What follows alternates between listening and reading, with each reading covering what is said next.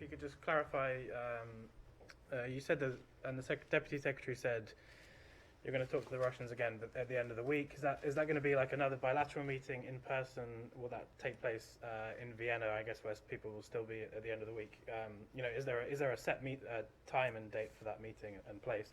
And secondly, on the INF treaty, I wonder if you could just tell us a bit more. This sort of proposal or idea that we could return to something along the lines of the INF treaty. Would that mean going back to, obviously that's a treaty that Moscow was found to have violated. Would that mean them going back to before those alleged violations, or could there be new terms set on sort of facts on the ground now? And how exactly could you see a new version of that treaty being drawn up? Sure. So in terms of what we expect later this week, I'm not in a position to preview any sort of formal engagement, but it is fair to say that we do expect to be in touch with the Russian Federation again in the coming days to determine when and how this conversation will go forward. That conversation at the end of this week or in the coming days will also be informed by what we and our allies and partners here in the two fora that are coming up this week, the NATO-Russia Council and in the OSCE. So, of course, in all of this, we'll compare notes with our allies and partners as we contemplate those next steps. I'll move to your question on the INF in a second, but let me just spend a moment, on those consultations that we have undertaken really over the past couple months. As I alluded to Matt just a moment ago, we have been talking about this really since November, and so it is going on 2 months now. And a preliminary tally, we've had over 100 engagements with our allies and partners in that period. The State Department has undertaken most of those. More than 60 of them have come from the State Department.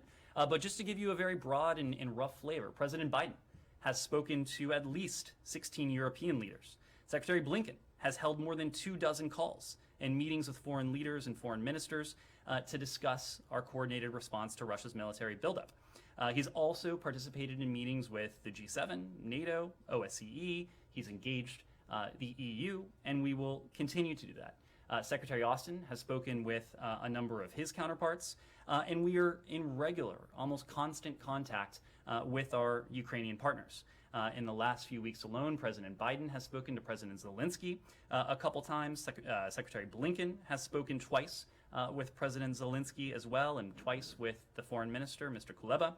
Senior officials here at the Defense Department, at the NSC, are in regular contact with their Ukrainian partners. So this is just the very high level engagement at the wave tops. Obviously, when it comes to the working level, there are dozens and dozens and dozens of more engagements with our allies and partners, because we are committed to the principle, to the mantra, nothing about them without them, whether it's Europe, whether it's Ukraine, whether it's NATO. And I think that's precisely why you heard from Secretary General Stoltenberg on Friday that the alliance deeply appreciates the concerted consultation and coordination that the United States has engaged in. The Secretary General mentioned that allies welcome our engagement with Russia in the course of the SSD, the Strategic Stability Dialogue.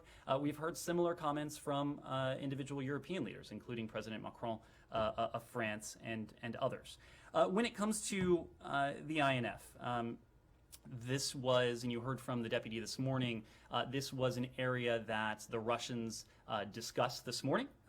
They put on the table and they discussed the concerns that led to the ultimate demise of the INF treaty, and there was really one overarching concern in our mind, and that was the fact that the Russians weren't adhering to it.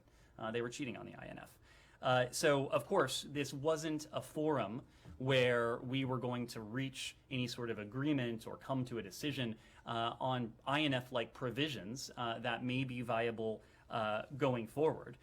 But there are ongoing concerns on our part when it comes to intermediate range missiles. The Russians purport to have concerns on their part. That's what this dialogue was all about. to put on the table and to surface areas where there may be ideas for reciprocal measures, steps we can take, steps the Russian Federation may be able to take. As you heard from the deputy this morning, that doesn't mean that these are identical steps on either side, but they're steps that on a reciprocal basis address some of our concerns as the Russians undertake these measures, and the Russians in turn address some of our concerns. So that is what we are seeking, at least testing the proposition. If there is room to come to some sort of arrangement there in full consultation and coordination with our partners and allies. Was there something that they said that makes you think that they wouldn't just be in violation again? Well, look, again, I think we're going to leave what was said in the room, the specifics of what was said in the room to the room. But I think we'll be mindful of the history of this.